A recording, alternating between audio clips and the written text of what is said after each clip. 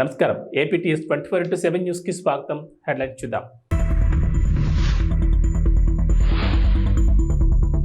భూతాపంతో విస్తరిస్తున్న హిమాలయ సరస్సులు. కోమటిరెడ్డి బ్రదర్స్ పై రేవంత్ రెడ్డి ప్రశంసలు. రానున్న 5 రోజులు మరింత వేడి. చంద్రబాబుకు పరిపూర్ణానంద షాక్. చిరంజీవిపై మాటల దాడితో వైసీపీ తప్పిదం చేసిందా? విస్తృతమైన హిమనీ నదాలు మంచు కవచం వల్ల హిమాలయ పర్వతాలను మూడో ధ్రువం అని పిలుస్తారు. భౌతిక లక్షణాలు, సామాజిక ప్రభావాల పరంగా ప్రపంచ వాతావరణంలో మార్పులు అత్యంత సున్నితంగా ఉంటాయి. 18వ శతాబ్దంలో పారిశ్రామిక విప్లవం ప్రారంభమైనప్పటి నుంచి హిమనీ నదాలు తిరోగమనం, సన్నబడ్డం వంటి అపూర్వమైన మార్పులను ఎదుర్కొంటున్నాయని ప్రపంచవ్యాప్తంగా నిర్వహించిన పలు పరిశోధనలు వెల్లడించాయి. ఈ తిరోగమనం హిమాలయ ప్రాంతాల్లో కొత్త సరస్సులు ఏర్పడడానికి, ఇప్పటికే ఉన్నవాటి విస్తరణకు దారితీస్తోందని భారత అంతరిక్ష పరిశోధన సంస్థ ఇస్రో తాజా అధ్యయనం హెచ్చరించింది.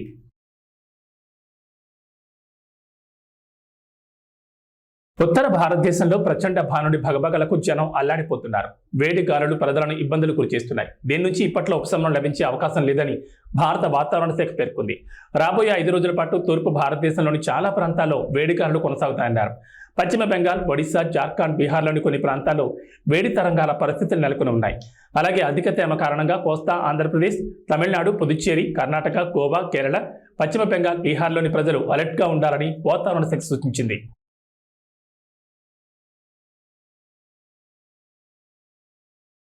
ఏపీలో టీడీపీ కూటమికి మరో షాక్ తగిలింది. హిందూపురం పార్లమెంట్ సీట్ను ఆశించిన పరిపూర్ణానంద స్వామి కనీసం అసెంబ్లీ సీట్ అయినా ఇవ్వాలని అడుగుతున్నారు. రెండింటిలో ఏదో ఒకటి ఇవ్వాలని ఆయన గట్టిగానే డిమాండ్ చేస్తున్నారు.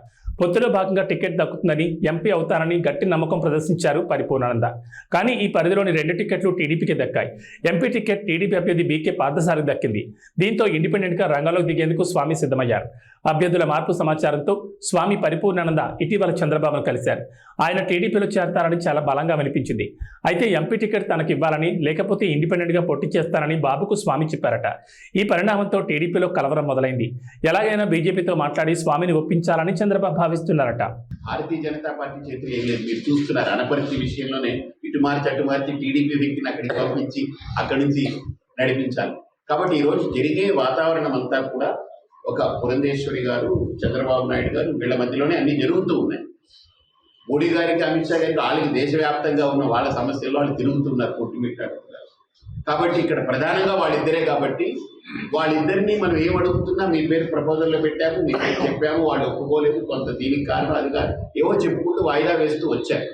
కాబట్టి నేను కూడా ఇప్పటికీ కూడా నేను ఎవరిని విమర్శించట్లేదు. ఎందుకంటే పార్టీలు వాళ్ళ ఇష్టం.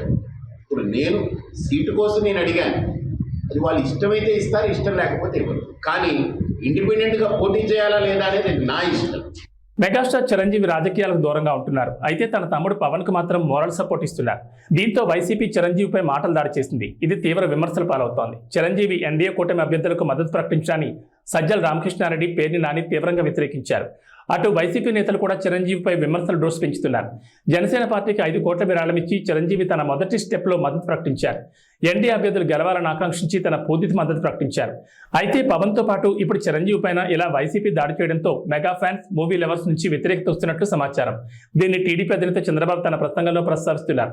చిరంజీవి ఏం తప్పు చేశారని వైసీపీ విమర్శిస్తోందని చంద్రబాబు ప్రశ్నించారు. Oscar winners Rajamouli, mega hero చిరంజీవులను జగన్ తన ఇంటికి పిలిపించుకుని ఆహ్వానించారని చంద్రబాబు ఆరోపించారు. చంద్రబాబు విసులు ట్రెండింగ్లో ఉన్నాయి.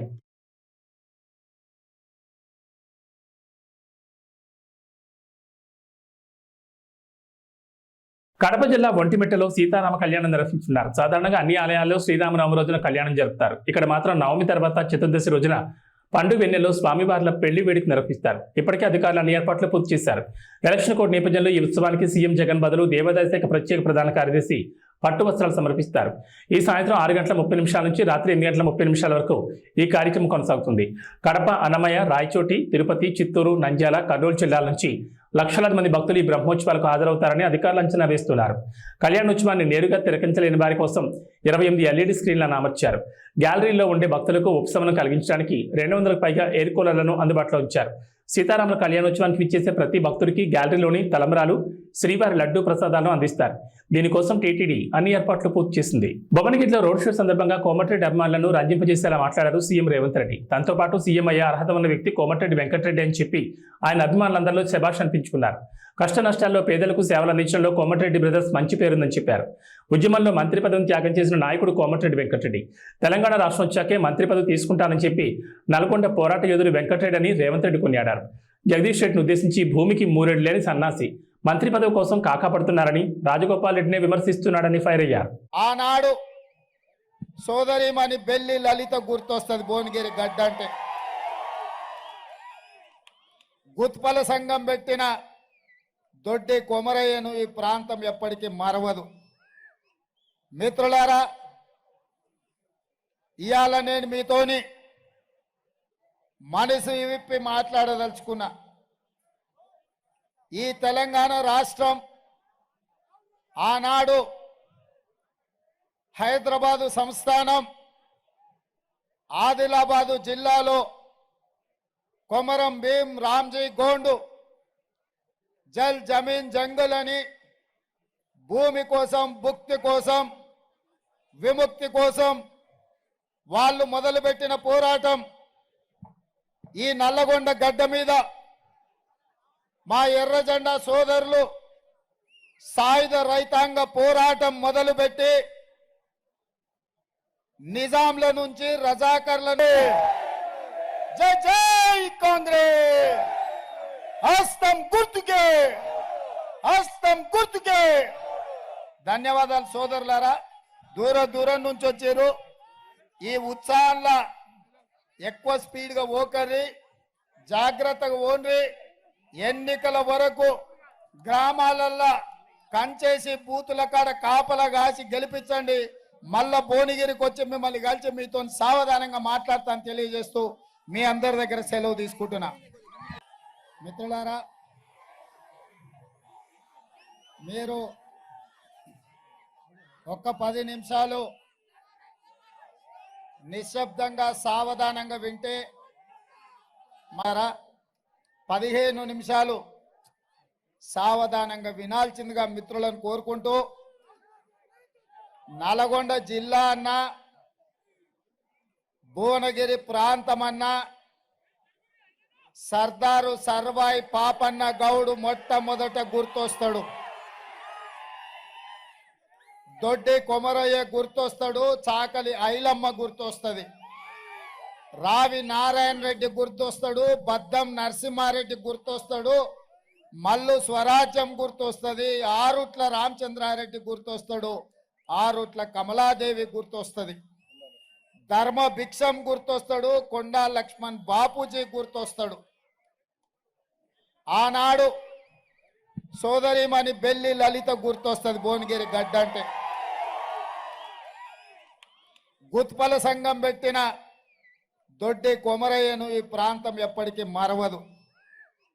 మిత్రులారా, ఇవాళ నేను మీతోని మనసు విప్పి మాట్లాడదలుచుకున్నా.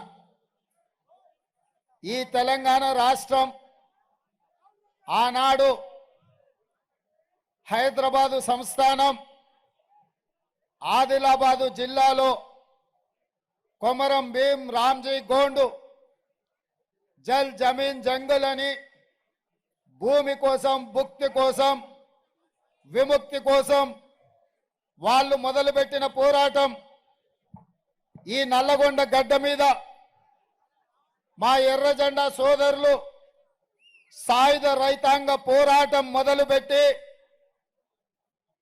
నిజాంల నుంచి, రజాకర్ల నుంచి హైదరాబాదు సంస్థానానికి విముక్తి కలిగించారు. ఈ గడ్డ పోరాటాలకు స్ఫూర్తి. ఈ గడ్డ బానిసతత్వానికి అడ్డంగా నిలబడి నీ బాంచం దొర అనే విధానాన్ని స్వస్తి పలికి ఈ ప్రాంతాన్ని దొరల గడీల నుంచి బంధ విముక్తుల్ని చేసింది ఈ ప్రాంతం. మరి ఇవాళ కుంభం అనిల్ రెడ్డి అధ్యక్షతన చామల కిరణ్ రెడ్డి పార్లమెంట్ నామినేషన్ కి నాతో పాటు పెద్దలు కోమటిరెడ్డి వెంకటరెడ్డి గారు, కోమటిరెడ్డి రాజగోపాల్ రెడ్డి గారు, వేముల వీరేశం గారు, మందుల సామెల్ గారు, సోదరుడు మల్రెడ్డి రంగారెడ్డి గారు, కొమ్మూరు ప్రతాప్ రెడ్డి గారు, అదేవిధంగా జిల్లా పార్టీ అధ్యక్షులు, మండల పార్టీ అధ్యక్షులు, గ్రామ శాఖ అధ్యక్షులు, కాంగ్రెస్ పార్టీ కార్యకర్తలతో పాటు పెద్దలు, సిపిఐ నాయకులు, మల్లా పల్లా వెంకటరెడ్డి గారు, అదేవిధంగా చెప్తాను జర్రాగు, మీ అందరినీ ఉదయం నుంచి ఉత్సాహపరిచి మీలో ఒకటిగా ఉన్న బీర్ల ఐలయ్య గారు, కుంభం అనిల్ రెడ్డి గారు ఇంత పెద్ద కార్యక్రమాన్ని ఏర్పాటు చేసి భువనగిరి కోట కాంగ్రెస్ కంచు కోట నిరూపించినందుకు మీకందరికీ మనస్ఫూర్తిగా అభినందనలు మిత్రులారా. తెలంగాణలో మరో 4 రోజులు అక్కడక్కడ మోస్తరు వర్షాలు కురిసే అవకాశం ఉందని హైదరాబాద్ వాతావరణ కేంద్రం వెల్లడించింది. ఇవాళ ఆదిలాబాద్, ఆసిఫాబాద్, మంచిర్యాల, నిర్మల్, నిజామాబాద్, జగిత్యాల, సిరిసిల్ల, భువనగిరి, హైదరాబాద్, సంగారెడ్డి, సూర్యాపేట, హనుమకొండ జిల్లాలో వర్షాలు కురుస్తాయని తెలిపింది. ఉరుములు, మెరుపులతో పాటు గంటకు 30 నుంచి 40 కిలోమీటర్ల వేగంతో ఈదురుగాలు వీస్తాయని పేర్కొంటూ ఎల్లో అలర్ట్ జారీ చేసింది.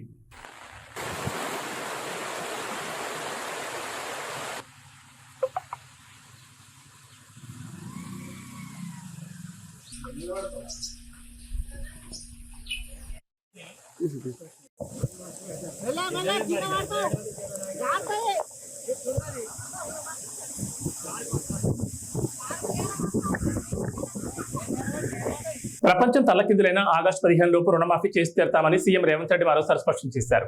అక్కడి సూర్యుడు ఇక్కడ పొడిచినా రుణమాఫీ ఆగదు, అది పూర్తి చేసి రైతులు రుణం తీర్చుకుంటామని తెలిపారు. ఏపీలో నష్టమని తెలిసినా సోనియా గాంధీ తెలంగాణ ఇచ్చారని రేవంత్ గుర్తు చేశారు.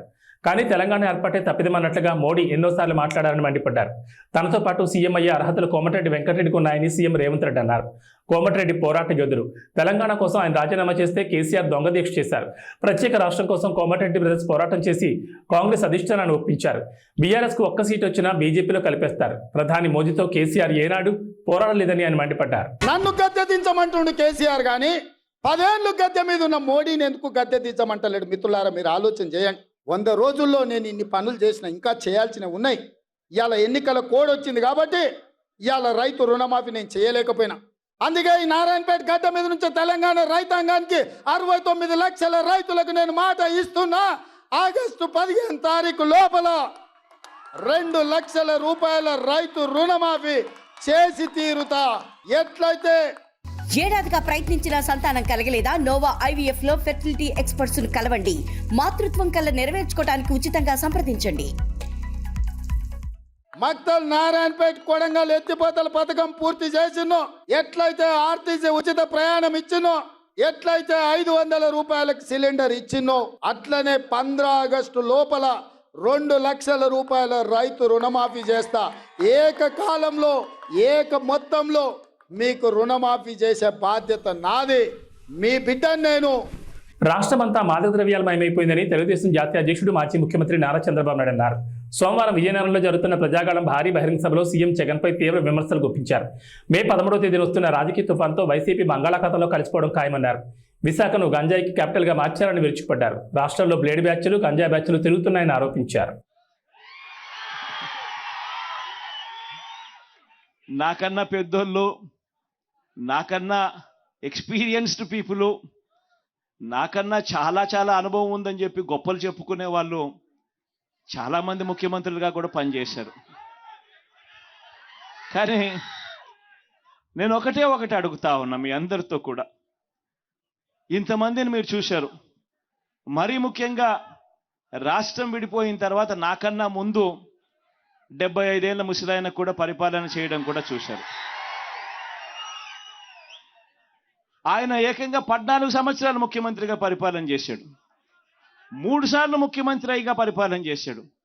మరి అటువంటి గొప్ప గొప్ప పాలనలు కూడా మీరు చూశారు కదా. నేను మిమ్మల్ని అడిగేది ఒకటే అడుగుతా ఉన్నా. నేను చాలా చిన్నోన్ని, నేను చాలా వయసులో కూడా చిన్నోన్ని, చాలా చిన్నోన్ని కూడా. నేను అడుగుతా ఉన్నా, మరి ఇంత చిన్నోడు చేసిన పనులు ఇంత చిన్నోడు చేసిన పనులు ఇదే ఒక గ్రామంలోనే 14 ఏళ్ళు ముఖ్యమంత్రిగా ఎక్స్పీరియన్స్ ఉన్నోళ్ళు ఏ పొద్దుైనా చేశారా అని అడుగుతా ఉన్నా మీ అందరితో కూడా. ఇలా 2 చేతులు పైకి ఎత్తాలి, ఇలా ఇలా ఇలా ఇలా ఇలా ఇలా ఇలా ఇలా ఇలా ఇలా ఇలా ఇలా ఇలా ఆలోచన చేయమని అడుగుతా ఉన్నా. ఈరోజు ఏ రకంగా బ్రతుకులు మారాయి, ఏ రకంగా జీవితాలు మారాయి, ఏ రకంగా వ్యవస్థలోకి మార్పులు తీసుకురాగలిగాము అన్నది ఒక్కసారి గమనించమని చెప్పి కోరుతా ఉన్నా. ఈరోజు ఈ బటన్ నొక్కడమే కాదు, అక్క చెల్లెమ్మల కుటుంబాలకు ఆర్థిక సాధికారత ఇవ్వడమే కాదు, ఇదొక్కటే కాదు జరిగింది. ఈ లిస్టు చదివేటప్పుడు నేను చెప్పా, విద్యా కానుక గురించి కూడా చెప్పా, విద్యా కానుక గురించి కూడా చెప్పా, అదే మాదిరిగా ట్యాబుల గురించి కూడా చెప్పా. ఈ విషయాలు చెప్పేటప్పుడు ఇవి కూడా చెప్పా. ఒకసారి ఆలోచన చేయమని అడుగుతా ఉన్నా. గతంలో ఎప్పుడూ జరగని విధంగా ఈరోజు గ్రామాలు బాగుపడ్డాయి. స్కూళ్ళు మారిపోయాయి, స్కూళ్ళల్లో డిజిటల్ బోధన అందుబాటులోకి వస్తూ ఉంది, పిల్లల చేతుల్లో ట్యాబులు కనిపిస్తూ ఉన్నాయి, స్కూళ్ళన్నీ ఇంగ్లీష్ మీడియంతో కనిపిస్తూ ఉన్నాయి. టెక్స్ట్ బుక్కులు కూడా ఒక పేజ్ ఇంగ్లీష్ ఉంటే మరో పేజ్ తెలుగుతో బైలింగ్వల్ టెక్స్ట్ బుక్కులు ఈరోజు మన పిల్లల చేతుల్లో కనిపిస్తూ ఉన్నాయి. మొట్టమొదటిసారిగా స్కూళ్ళు బాగుపడ్డాయి. మొట్టమొదటిసారిగా మన గ్రామాలలో విలేజ్ క్లినిక్లు ఇక్కడే వచ్చాయి, ఫ్యామిలీ డాక్టర్లు ఇక్కడే వస్తూ ఉన్నారు. ఆరోగ్య సురక్షతో ప్రతి ఇంటిని కూడా జల్లెడబడుతూ ప్రతి పేదవాడికి కూడా టెస్టులు కావాలన్నా మందులు కావాలన్నా నేరుగా ఇంటికే వచ్చి చేస్తూ ఉన్నారు. స్కూళ్ళు బాగుపడ్డాయి, వైద్యం బాగుపడ్డాయి. ఎప్పుడు చూడని విధంగా ఆర్బీకే రైతు భరోసా కేంద్రం మన గ్రామంలోనే కనిపిస్తూ ఉన్నారు. ప్రతి రైతులను చెయ్యి పట్టుకొని నడిపిస్తూ ఉన్నారు. ప్రతి ఎకరా ఈ క్రాప్ అయింది. పంటలు కూడా ఉచిత పంటల బీమా కింద. ఇంతకు ముందు అయితే పంటల బీమా ఎలా చేసుకోవాలన్నా కూడా చాలా మందికి తెలియదు. క్రాప్ లోన్ల కోసం వెళ్ళినప్పుడు మాత్రమే ఆ బ్యాంకులు ఒక 5% 4% కట్ చేసుకొని ఆ లోన్లో ఇన్సూరెన్స్ మాత్రం వాళ్ళకి ఇచ్చేవాళ్ళు, ఇన్సూరెన్స్ ప్రీమియం కింద. ఒకవేళ క్రాప్ లోన్స్ పుట్టకపోతే, క్రాప్ లోన్స్ కోసం బ్యాంకులకు వెళ్ళకపోతే ఇన్సూరెన్స్ కూడా ఎలా చేసుకోవాలన్నా కూడా తెలియని పరిస్థితిలో వ్యవస్థ బతికేది. అలాంటిది ఈరోజు గ్రామంలోనే ఆర్బీకే ప్రతి ఎకరా ఈ క్రాప్, ఉచిత పంటల బీమా, ఇన్పుట్ సబ్సిడీ కూడా నష్టం జరిగిన వెంటనే ఆ సీజన్ ముగిసేలోగానే ఇస్తా ఉన్న గొప్ప ప్రక్రియ. ఎప్పుడు చూడని విధంగా రైతన్నలకు పెట్టుబడి విషయంలో, పెట్టుబడి కోసం రైతన్నకు సహాయంగా ఏకంగా 13,500 రూపాయలు రైతన్నకు పెట్టుబడి సహాయంగా ఇచ్చే గొప్ప మార్పు జరిగింది కూడా కేవలం మీ బిడ్డ హయాంలోనే. వ్యవసాయం మారింది, స్కూళ్ళు మారాయి, గ్రామంలో కనిపిస్తూ ఉన్న హాస్పిటళ్ళు మారాయి, ఆరోగ్యశ్రీ విస్తరించింది. ఏకంగా 3,300 ప్రొసీజర్లకు తీసుకొని పోయినాం. ఏకంగా 25 లక్షల దాకా ఈరోజు ఏ పేదవాడైనా కూడా జేబీలో ఆరోగ్యశ్రీ కార్డు ఉంటే 25 లక్షల దాకా ఉచితంగా వైద్యం చేయించుకునే గొప్ప పరిస్థితి ఈరోజు ఉంది. ఆలోచన చేయమని అడుగుతా ఉన్నా. మార్పులు అన్నది ఏ స్థాయిలో జరుగుతూ ఉన్నాయని చెప్పి ఒకసారి ఆలోచన చేయమని అడుగుతా ఉన్నా. ఈరోజు అక్క చెల్లెమ్మల్లో, ప్రతి అక్క చెల్లెమ్మల్లోనూ ముఖంలో ఈరోజు ఆత్మవిశ్వాసం కనిపిస్తూ ఉంది. ప్రతి అక్క చెల్లెమ్మ కూడా ఈరోజు తన కాళ్ళ మీద తాను నిలబడడానికి అక్క చెల్లెమ్మలు ఈరోజు ప్రణాళికలు వేసుకుంటా ఉన్నారు. ఈరోజు ప్రతి అక్క చెల్లెమ్మ కూడా నేను గేదెలు కొనుక్కోవచ్చు, నేను షాపులు పెట్టుకోవచ్చు, నేను కూడా ఆదాయం సంపాదించుకోవచ్చు అని ప్రతి అక్క చెల్లెమ్మ ముఖంలో కూడా ఈరోజు కాన్ఫిడెన్స్ కనిపిస్తూ ఉంది, ఆత్మవిశ్వాసం కనిపిస్తూ ఉంది. ఈ అక్క చెల్లెమ్మ కూడా ఎక్కడికైనా బయటికి పోవాలంటే భయపడాల్సిన పని లేదు. ఫోన్లో దిశ యాప్, గ్రామంలోనే మహిళా పోలీస్. ఈ అక్క చెల్లెమ్మ బయటికి పోయినా కూడా దిశ యాప్ డౌన్లోడ్ చేసుకొని SOS బటన్ నొక్కినా, లేదా ఆపదలో ఉన్నప్పుడు ఒక 5 సార్లు ఫోన్ గట్టిగా ఇలా ఇలా ఇలా ఇలా ఇలా షేక్ చేసిన చాలు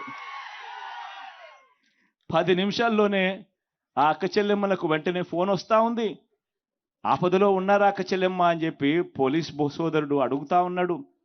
10 నిమిషాల్లోనే మీ ఇంటి దగ్గరికి వచ్చి ఆపదలో ఉన్న అక్క చెల్లెమ్మలకు ఒక అన్నగా తోడుగా నిలబడతా ఉన్నాడు పోలీస్ వ్యవస్థ. ఎన్నికల నిబంధనలను వైసీపీ నేతలు తొంగలో తొక్కుతున్నారని టీడీపీ ఎమ్మెల్సీ అశోక్ బాబు ఆగ్రహం వ్యక్తం చేశారు. సోమవారం మీడియాతో మాట్లాడుతూ వైసీపీ నేతలకు తొత్తులుగా మారి కొంతమంది పోలీసులు సహకరిస్తున్నారని ఆరోపించారు. నామినేషన్ వేయడానికి కుప్పంలో కార్లతో ఆర్వో కార్యాలయంలోకి ఎమ్మెల్సీ భరత్ భార్య దూసుకెళ్లారన్నారు. ఇటీవల టీడీపీ అధినేత చంద్రబాబు నాయుడు నామినేషన్ సమయంలో ఆయన తరపున సతీమణి భువనేశ్వరి 100 మీటర్ల ముందే ఆగి కారు దిగి నామినేషన్ వేశారని గుర్తు చేశారు. అందరికీ నమస్కారం. ఆంధ్రప్రదేశ్లో ఎన్నికల నిబంధనలు, ఎన్నికల కోడ్ని అసలు ఏమాత్రం లక్ష్య పెట్టకుండా వైసీపీ నాయకత్వం చేసే అరాచకాలు ఇది ఏదని చెప్పడానికి వీలు లేకుండా పోతుంది. ప్రత్యేకించి నామినేషన్స్లో ఇక్కడ విచారించదగ్గ విషయం ఏంటంటే, వాళ్ళు ప్రజాస్వామ్యాన్ని గౌరవించే పరిస్థితులు లేరు. రౌడీజం నమ్ముకున్న మనుషులు, పోలీస్ అధికారులు కూడా వాళ్ళకి వంత పాడుతున్నారు. దీనికి వాళ్ళ ప్రత్యక్ష సాక్ష్యం ఏంటంటే, కుప్పంలో ఎమ్మెల్సీ భరత్ నామినేషన్ వేయాలి. ఆయన తరఫున ఆయన భార్య నామినేషన్ వేస్తుంది. ఎన్నికల నిబంధనల ప్రకారం ఏదైతే నామినేషన్స్ వేస్తున్నామో ఆ రెవెన్యూ ఆఫీస్ కానీ లేదా ఆ కార్యాలయానికి 100 మీటర్ల వరకు ఏదైనా సరే అనుమతిస్తారు. 100 మీటర్ల నుంచి కేవలం 5 మాత్రమే లోపలికి వెళ్ళాలి. ఇది స్పష్టంగా రాష్ట్రంలో అన్ని చోట్ల నువ్వు 10,000తో ఊరేగింపు పెట్టుకున్నా, 5,000తో పెట్టుకున్నా, నువ్వు ఒక్కడే వెళ్ళినా 100 మీటర్ల నుంచి 5 వరకు మాత్రమే ఆ రిటర్నింగ్ ఆఫీసర్ కార్యాలయంలోకి వెళ్ళి నామినేషన్ వేసే అవకాశం ఉంటుంది తప్ప ఇష్టం వచ్చిన లోపలికి వెళ్తాయి కదా అవకాశం లేదు. ఇవాళ కుప్పంలో భరత్ వైఫ్ డైరెక్ట్గా 2 కార్లతో ఆరో కార్యాలయం లోపలికి, ఇంకా అంటే లోపలికి దిగి మెట్లెక్కి లోపలికి వెళ్ళడం అంతే. 100 మీటర్లు అనేవి అక్కడ అప్లై చేయలే. అది మేము సాక్ష్యాలు సహా ఇవాళ మీకు ముందు పెడుతున్నాం. బాబా వీడియో ప్లే చేయి. లోపల ఉడుకుద్ది, ఎట్లా వెళ్తారు లోపల వండే లోపల ఉడుకుద్ది.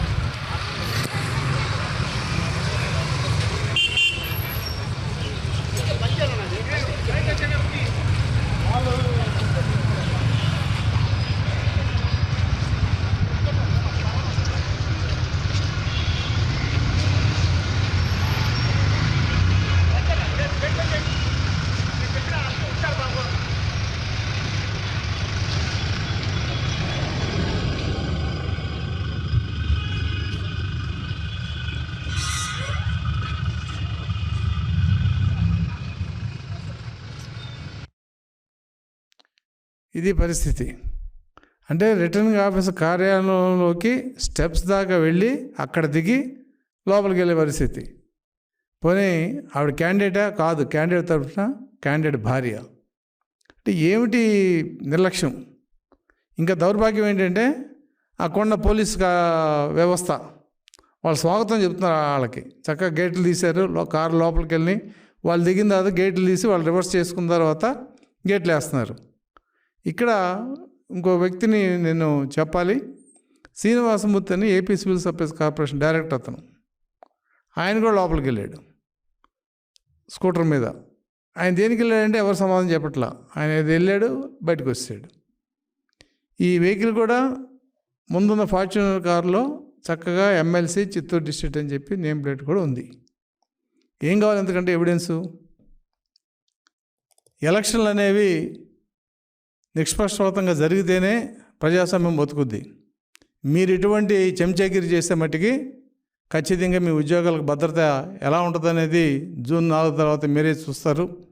కాబట్టి ఇప్పటికైనా సరే అధికారులు, పర్టికులర్గా పోలీసు అధికారులు కానీ మిగతా అధికారులు కానీ, మీరు చట్టాన్ని ఉన్నది ఉన్నట్టుగా అమలు చేయగలిగితేనే మీకు రక్షణ ఉంటుంది. మీరు చట్టాన్ని ఎవడికో అమ్మేసుకుంటే తెలుగుదేశం పార్టీ చూస్తూ ఊరుకోదు. మీరు ఏం చేసినా జూన్ 4 తర్వాత ప్రభుత్వం, తెలుగుదేశం పార్టీ అధికారంలోకి వస్తుంది. కాబట్టి ఇటువంటి చెంచాలని ఖచ్చితంగా ఉంచే ప్రయత్నం అయితే జూన్ 4 తర్వాత జరుగుద్దని తెలుగుదేశం పార్టీ తరఫున ఇది బెదిరింపా, రిక్వెస్టా, లేదంటే హితవా ఏదనుకున్నా కూడా వాస్తవం అయితే మేము చెప్పదలుచుకున్నాం. కుప్పంలో జరిగిన ఈ సంఘటనని మేము central election, state election commission దృష్టికి తీసుకెళ్ళి అధికారుల మీద ఖచ్చితంగా చర్య చేసే విధంగా మేము ఈ అంశాన్ని తీసుకుంటామని తెలియజేస్తున్నాం.